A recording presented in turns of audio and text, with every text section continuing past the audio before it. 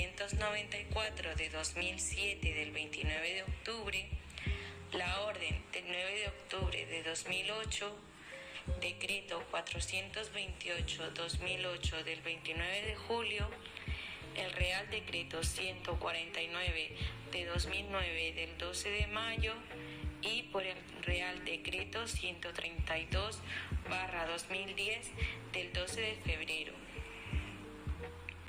Para comenzar, voy a empezar contándoos dónde estudié. Hice mi grado superior en el IE Saladra y estudié 7 módulos distintos. En didáctica nos forman cómo debemos enseñar y cómo debemos educar a los niños. En autonomía personal y salud infantil nos enseñan sobre el crecimiento, cómo debemos alimentarlo y la higiene personal del niño y la niña.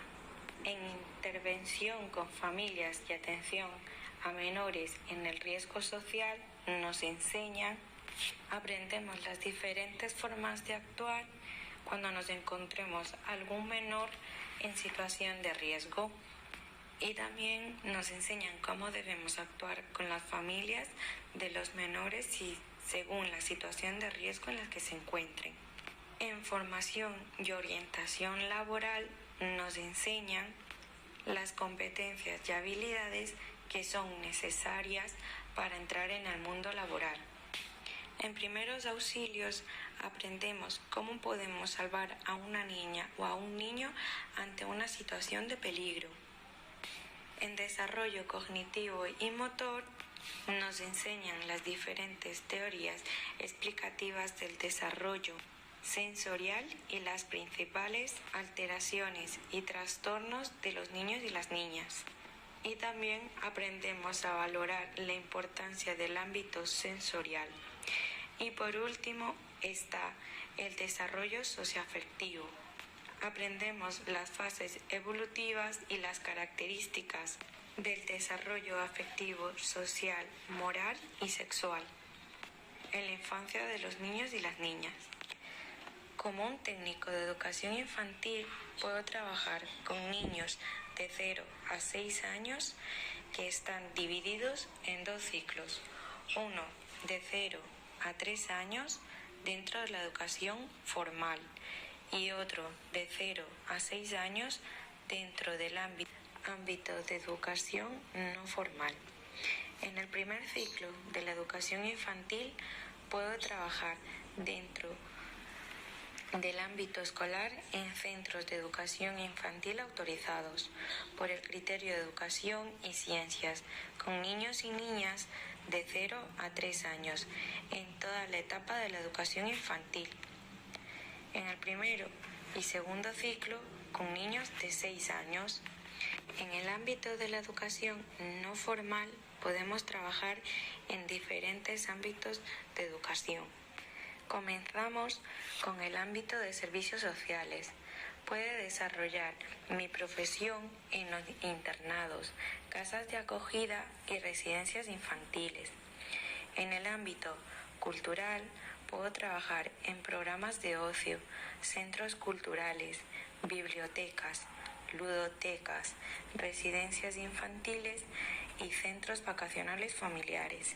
En el ámbito medioambiental podemos trabajar en granjas de escuelas, talleres de naturaleza y campamentos a la iniciación al senderismo. En el ámbito sanitario podemos trabajar en consultas pediátricas y aulas hospitalarias. Y por último, en el ámbito rural, en casas de niños y otros programas de atención a la infancia en zonas rurales. A continuación, voy a hablar sobre las distintas funciones que debemos desarrollar un técnico superior en educación infantil.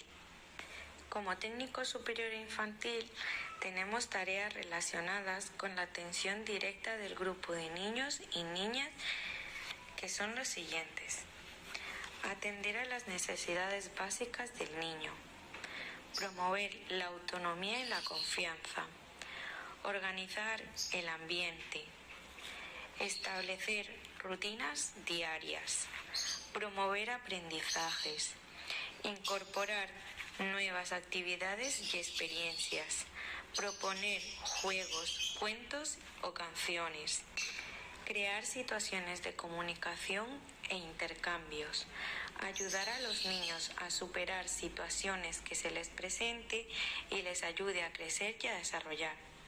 En segundo lugar, tenemos las tareas y funciones en las jornadas con las familias, que son las siguientes. Él o la educadora necesita entender el espacio vital del niño, como su historial personal, necesidades concretas, el nivel de desarrollo de cada niño y hábitos, gustos o preferencias. La educadora debe informar a las familias sobre los progresos de cada niño, así como los rasgos importantes en sus relaciones con los demás, sus preferencias en cuanto a juegos y actividades.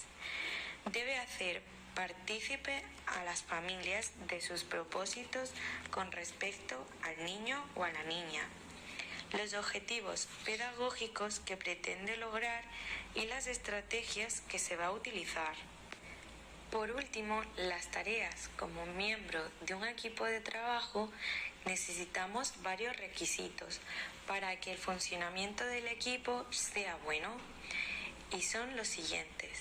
Esfuerzo colectivo para lograr los objetivos propuestos en el equipo. Esfuerzo personal de cada uno de los miembros que lo componen. Participación activa y capacidad de escucha. En cuanto a la normativa relativa a las escuelas, nos encontramos con la Ley Orgánica 2/2006 de Educación del 6 de mayo, que es la que establece que son las administraciones educativas autonómicas las que deben determinar los contenidos educativos y regulan los requisitos que han de cumplir los centros que imparten el primer ciclo de educación infantil. En la Comunidad de Andalucía, para escuelas infantiles que imparten el primer ciclo, los contenidos mínimos curricular quedan establecidos en el Decreto 428/2008 del 29 de julio. Los requisitos mínimos quedan regulados en el Decreto 149/2009 del 12 de mayo. Y para los centros que imparten el segundo ciclo de educación infantil, nos basamos en el Real Decreto 132/2010, por el que establece los requisitos mínimos de los centros que imparten la enseñanza en el segundo ciclo de educación infantil. Para terminar, os voy a hablar sobre los requisitos que debe tener una escuela de educación infantil. Las clases deben estar compuestas por un número máximo de niños según la edad que tengan. En las aulas de 0 a 1 año, el número máximo es de 8 niños. En las aulas de 1 a 2 años, el número máximo son de 13 niños. Y en las aulas de 2 a 3 años, los niños son entre 18 y 20 niños por cada clase. Cada centro educativo tiene que haber una educadora por aula y otra persona complementaria fuera de las aulas. Las instalaciones deben cumplir una serie de requisitos, como por ejemplo, cada clase debe tener su propia aula de aprendizaje. En las aulas de 2 años deben contar con áreas de descanso y otra de higiene personal. En el espacio escolar deben atender al desarrollo de aprendizaje de los niños y las niñas. Debe ser sano y seguro, con una estética atractiva para que los niños se sientan como en su casa, y también debe ser tranquilo para que ellos puedan entrar en confianza. Esto sería todo para terminar. Espero que os sirva la información que os he dado y si tenéis alguna duda me la podéis preguntar o dejar algún comentario.